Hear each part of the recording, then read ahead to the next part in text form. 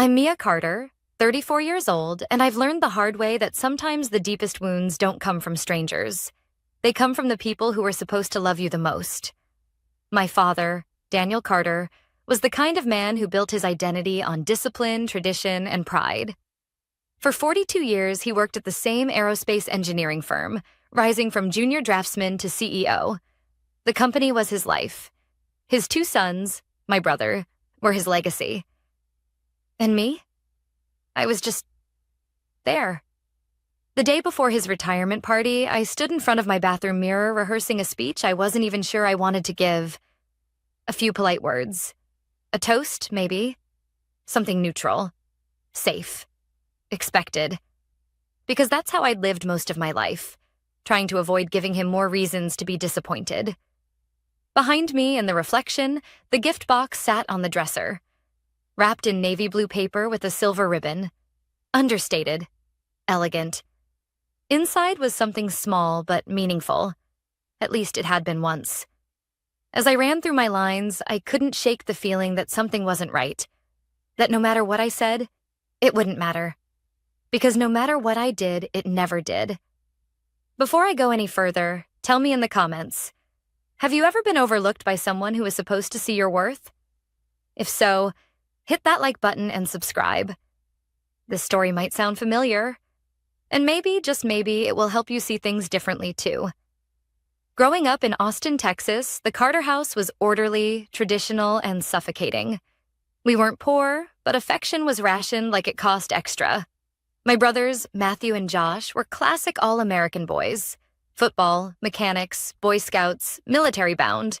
My father adored them. They could do no wrong. And then there was me. I was quiet, curious, obsessed with space and stars. I'd sneak science magazines into my room like other girls snuck fashion catalogs.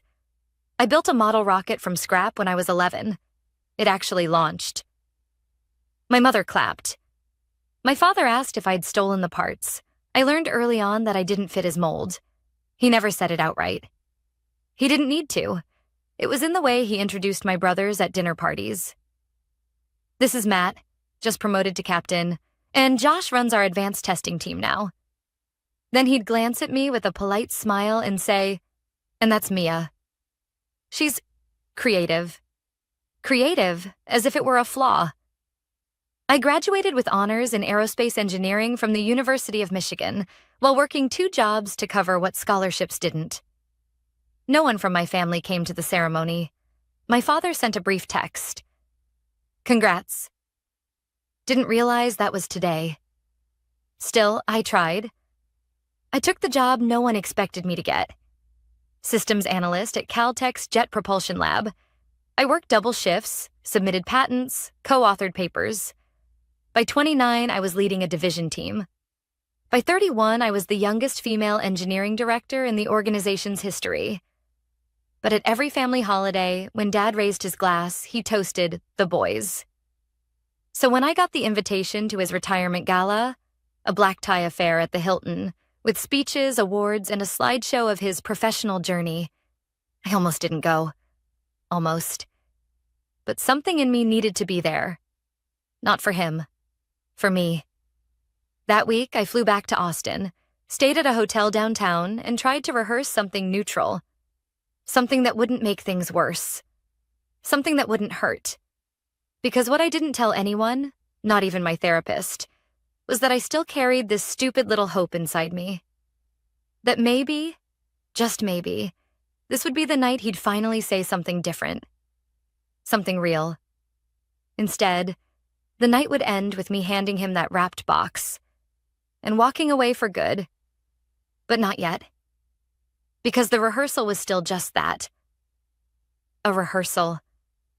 I still believed in some small, foolish way that maybe if I said the right words, wore the right dress, smiled just right, I could rewrite the story, fix what was broken. But I didn't know yet what he was going to say in his speech. And I didn't know how badly it would cut, or how freeing it would feel to finally bleed and walk away, standing tall. I arrived at the Hilton 20 minutes early, not because I wanted to, but because anxiety has a way of making me overcompensate. The valet reached for my keys and I hesitated. The black Tesla wasn't flashy by Los Angeles standards, but in my family, it screamed tech girl trying too hard. Still, I handed the keys over and walked in. The ballroom was already half full. Round tables dressed in white linen, floral centerpieces tall enough to block conversation, waiters moving like shadows. A slideshow of my father's career played on a loop behind the podium. His younger face filled the giant screen, standing in front of rocket prototypes, shaking hands with generals, presenting awards to others in suits that looked just like his. There were no family photos in the montage, no childhood birthdays, no Christmas mornings, just him in grayscale power poses, as if emotion would have contaminated the legacy. I stood near the entrance, scanning for familiar faces. My mother caught my eye from across the room and waved. A quick, discreet motion like someone avoiding attention. She always had a way of supporting me quietly, from the corners. "Look who finally made it," came a voice behind me. Matthew. He looked like a politician in training. Tailored suit, perfect teeth, fake tan. Josh followed close behind, giving me a brief nod as he adjusted his tie. "Mia," Matthew said, pulling me into a hug that felt like a business transaction. "Still working with NASA or SpaceX or whatever it is?" "Still at JPL," I answered, my voice neutral. "Right, the telescope place," Josh added. "Dad always says that's more science club than real engineering." I smiled, tight and rehearsed. "Well, we did help land a rover on Mars, so I guess we're doing something right."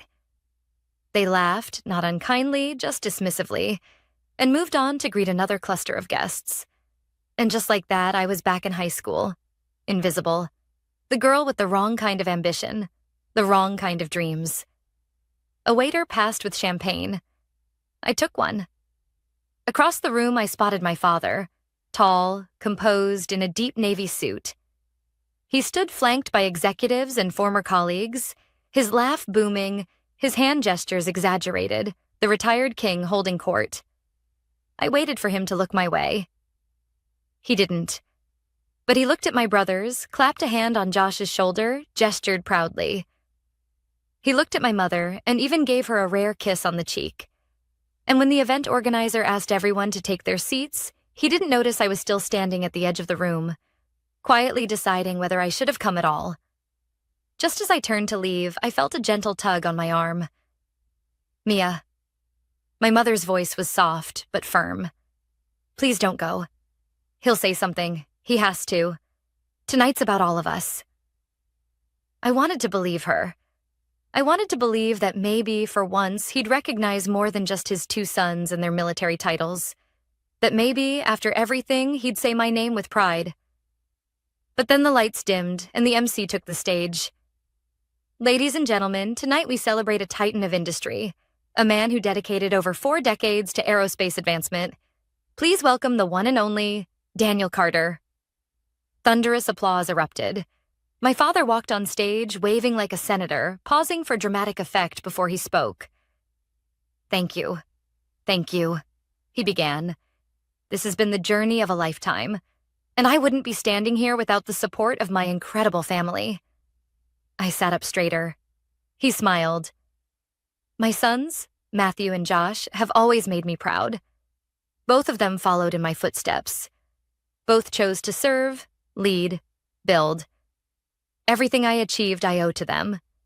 They represent the Carter name with strength and honor." Applause. People actually stood and clapped. Then his tone changed, soft, almost nostalgic. "Not every child has what it takes, and that's okay. Not everyone is cut from the same cloth. Some wonder." He didn't say my name, but he didn't have to. I felt the blood drain from my face. The words landed with a cold finality that only public humiliation can deliver. My daughter never had what it takes. That's what everyone heard. Or at least what they took from it. And when the laughter came, small, polite, but sharp, it cut deeper than any silence ever could. I stood. Every eye turned to me. I walked up slowly, not to the stage, but to the edge of it. I held the small, navy-wrapped box in both hands. My voice didn't shake. "From your biggest failure," I said calmly, handing him the gift. "Enjoy your retirement." And I turned, heels clicking across polished marble, not a single part of me rushing, or running, or shrinking. I didn't look back. I didn't drive home immediately after leaving the ballroom. Instead, I parked in a quiet corner of the hotel garage, engine off, hands frozen on the steering wheel. My chest was tight, but not with panic. Not anymore. What I felt was something slower, colder, like standing outside in a snowstorm you saw coming for years and only now decided to walk into. On my passenger seat, my evening clutch buzzed. A text from Mom. Another from Sophia, my closest friend from college who'd begged me not to attend the retirement party in the first place. And then another one. "What was in the box?" That one was from Josh. I didn't answer. I didn't even open the messages, because I already knew that the moment was unfolding inside that ballroom, the one I had walked out of, and the one I still hadn't entirely left behind. I knew my father wouldn't open the box immediately, not in front of the crowd. He was too composed for that, too concerned with optics. But the curiosity would eventually win, because if there's one thing Daniel Carter hated more than weakness, it was not being in control. It would take him less than 10 minutes. The box was small. Inside, it was a single framed photograph, one he had probably forgotten existed. A print I'd kept in a worn folder at the bottom of my closet for over 20 years. It was a photo of the two of us, taken when I was 12. We were at a local science fair. I had built a model of the International Space Station from soda cans and wire. He hadn't wanted to come. Mom practically dragged him there. I remembered how stiff he looked in the crowd, arms crossed, eyes scanning the room like it was a waste of time. But something had shifted that day. Because I won. First place. District-wide. And for 5 whole minutes, he'd looked proud. Someone had snapped the picture at just the right moment. Me holding my blue ribbon, him with his hand on my shoulder, smiling. A real smile. Not the clipped, forced one he used in corporate photos. That moment was the last time I ever remember him looking at me like I wasn't a mistake. I'd kept the photo, waiting for the right time to give it back to him. Not as a trophy, not as a weapon, but as a reminder of what he'd chosen to forget. Beneath the frame, I had placed a note. In simple handwriting, it read, "This was the last time you looked at me like I mattered. I spent 20 years chasing that version of you. I'm done now." He'd open that box and see himself. Not the version he polished for his legacy reel, but the one who could have been a father. The one who, even if just for 5 minutes, was. Back in the car, I didn't cry. I thought I would. But instead, I felt something else. A strange kind of quiet. It's hard to explain. It's what happens when you finally stop climbing a mountain that was never going to lead anywhere. When you realize the peak you've been aiming for was just a painted wall. Beautiful from a distance. Hollow up close. I pulled out my phone. Not to respond, but to check social media. Sure enough, someone had already posted a video clip from the speech. You couldn't hear what I said as I walked to the stage. The audio cut out. But you could see the way I handed him the box. Calm, measured, controlled. And then turned and left, not a tremor in my step. The comments were mixed. Some thought it was staged. Others applauded the power move. A few criticized me for ruining a special moment. But what struck me most were the quiet ones. The DMs from strangers. "I wish I had your courage. He sounds like my dad." That line, "from your biggest failure," hit me hard. I didn't respond. Not yet. But I read them all. Because for the first time in my life, someone was listening. Someone was seeing me. Not just as a footnote in someone else's story, but as the author of my own. And somewhere inside that ballroom, Daniel Carter was holding a photograph he couldn't rewrite. the image of a girl he had discarded, and the version of himself he had buried. The first call came just before midnight. I let it ring, then the second, then the third. By the time my phone lit up for the sixth time, I finally looked at the screen. Mom. I hesitated. My thumb hovered over the green icon. Then I picked up. Mia, she said, her voice brittle and urgent. What was in that box? I didn't answer right away. I could hear voices in the background, muffled, angry. My father's voice low and sharp, cutting through the air like a blade. You already know, I said quietly. It was the only memory I ever had of him being proud of me. She didn't speak at first. Then, you blindsided him. I nearly laughed. No, Mom. He's been blindsiding me for 30 years. A long silence passed. Finally, she whispered, He didn't mean to hurt you, Mia.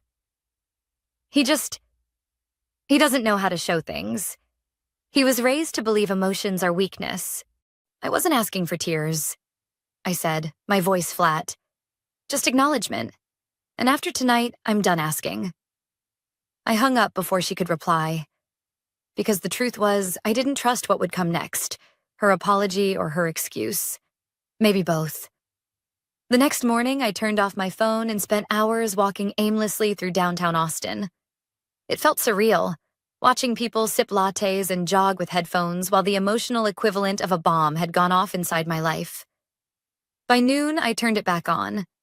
38 unread messages. I skipped the ones from Matthew and Josh. I already knew what they'd say. Defend Dad, accuse me of ruining the night, accuse me of being dramatic, selfish, cold. But one message stood out. From Dad. Just 2 words. We need to talk. I stared at it for a long time. There was no anger in those words, no apology either. Just 5 syllables that felt like a summons.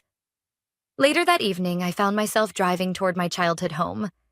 Not out of obligation, but out of something harder to define. Closure, maybe. Or curiosity. The house looked the same. Red brick. Perfect lawn. The porch light always left on. Like nothing ever changed, even when everything had. I let myself in with the old key.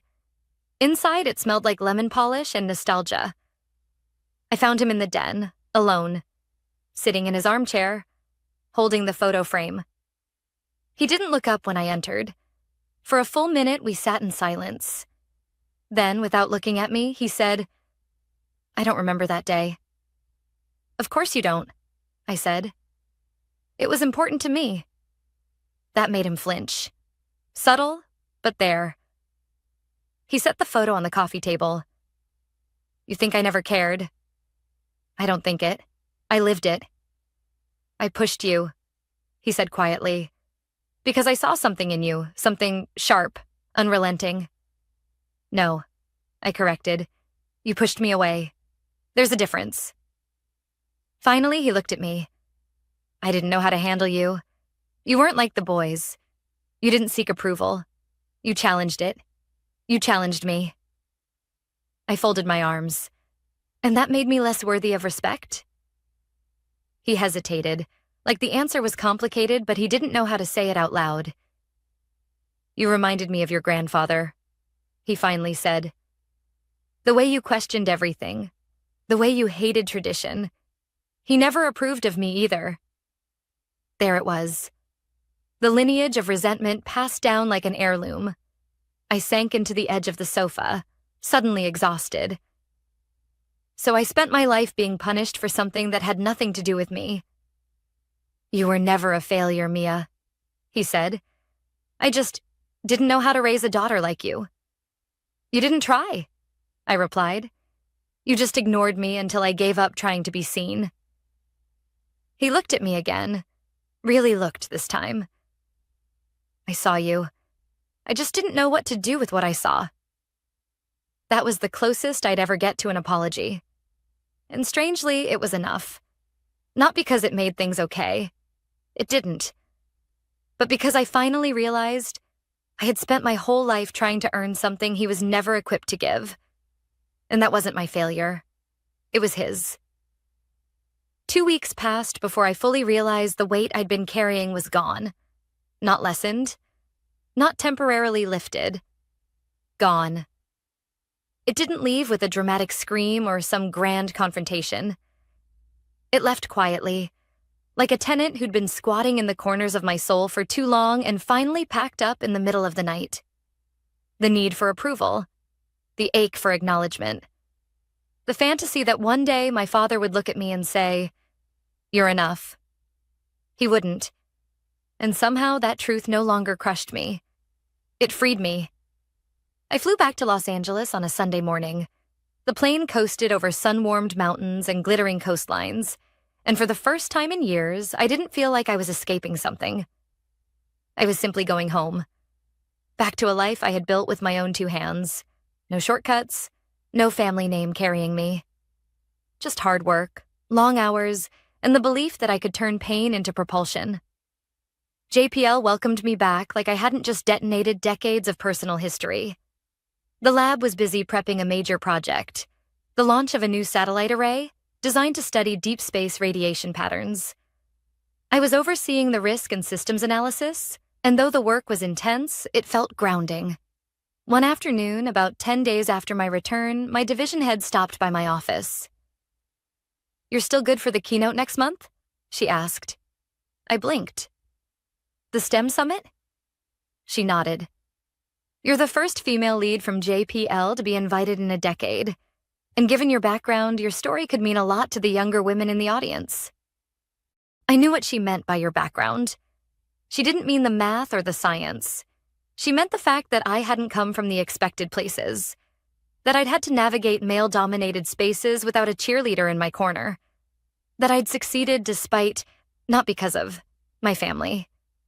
"I'm in," I said. "Absolutely."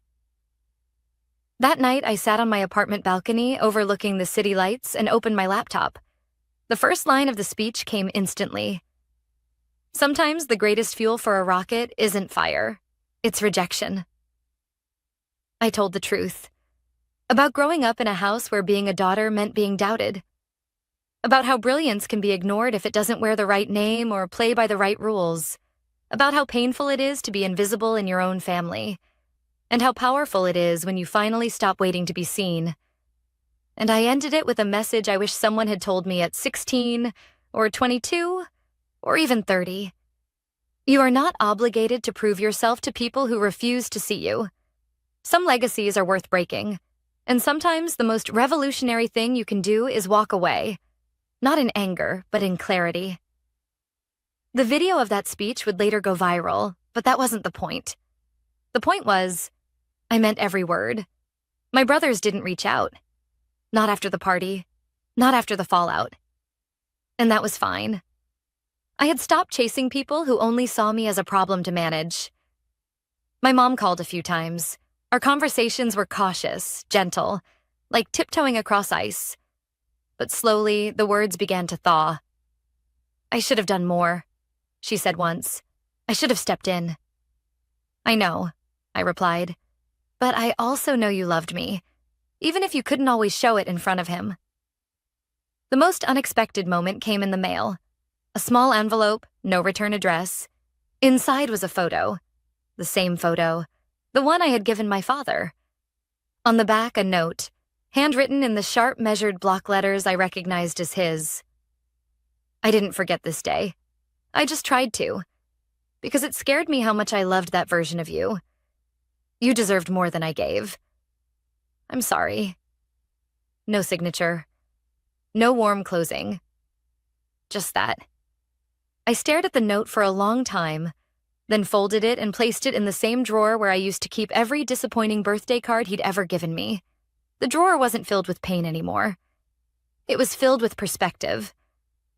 Because sometimes the apology doesn't come the way you wanted, and sometimes it doesn't come until after you've stopped needing it. That's what healing looks like. It's not clean. It's not cinematic. But it's real. And it's enough.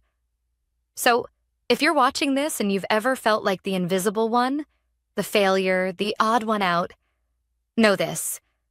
You don't have to earn someone's love to be worthy of it. Walk tall. Walk forward. And if you need to, walk away. It's strange how endings rarely feel like endings when they actually happen. You think they'll be loud, definitive, cinematic. But more often, they arrive in silence, on a Tuesday afternoon while folding laundry, or on a quiet Sunday morning when your phone doesn't ring, and you realize you're finally okay with that. 3 months had passed since my father's retirement party, since the night I handed him the wrapped box, since I stopped performing for a man who only ever clapped for my brothers. My story, or at least the part of it that people saw, had gained traction online. The speech at the STEM Summit was shared by women in tech groups, engineering schools, even career coaching blogs. A journalist reached out. They wanted to write a profile, not just about the viral moment, but about what it meant to grow up invisible in your own home and still become someone worth seeing. At first, I hesitated, but then I realized this wasn't just my story anymore. It was the story of every girl who sat in the back of the room while her brother got the spotlight. Every daughter who was told she was too emotional, too difficult, not enough. Every woman who worked twice as hard for half the credit and still showed up the next day. So, I said yes. The article was titled, "The Failure Who Made It." It opened with the scene from the retirement gala. Me standing up, handing my father a box, and walking away without a word. But what mattered more was everything that came after. The work, the resilience, the choice to redefine worth on my own terms. One paragraph stood out to me more than any other. It read, "Mia Carter didn't burn bridges. She simply stopped building them where they were never meant to lead." That line stayed with me, because for years I thought setting boundaries was selfish. That walking away from family expectations made me cold or ungrateful. But now I understood. Boundaries aren't walls. They're doors. They show you what to let in and what to walk away from. Not long after the article ran, I got a message from a name I didn't recognize at first. Elena Carter, my cousin, my father's sister's daughter. We hadn't spoken in years, barely even knew each other. Her message read, "I read your story. It made me cry. You probably don't know this, but my dad treated me the same way. Always said boys were the future. Girls were a decoration. I wish I'd had the courage to do what you did. Thank you for showing me it's not too late to rewrite the story." I responded with a single line. "It's never too late to stop shrinking." That's the part nobody tells you. You don't heal all at once. It's not a light switch. It's a dimmer. Some days are bright. Some are shadowed. But the light builds, bit by bit. I still hadn't spoken to my father since his note, the one he'd sent anonymously with the photo I'd given him. It hadn't said "I love you." It hadn't asked to meet. But in its own broken way, it had said, "I see it now." And honestly, that was enough. Because I no longer needed him to say the right words. I had stopped waiting for his permission to feel worthy. I had learned to speak those words to myself. I love who I've become. I love the girl who kept showing up even when no one clapped. The woman who stopped asking to be chosen and started choosing herself. The next time I visited Austin, it wasn't to see my parents. It was for a panel at the local university. Girls in engineering, first-generation college students, dreamers with scraped knees and brilliant minds. I told them the truth, that sometimes your biggest obstacle wears your last name, that proving people wrong isn't nearly as powerful as proving yourself right, and that no matter where you start, or who ignores you, you are never a failure for being different. You are only a failure if you stop showing up for yourself. Afterward, a girl no older than 19 walked up to me and asked, "How did you know when it was time to stop trying to win his approval?" I smiled. "I didn't," I said. "I just woke up one day and realized I already had mine."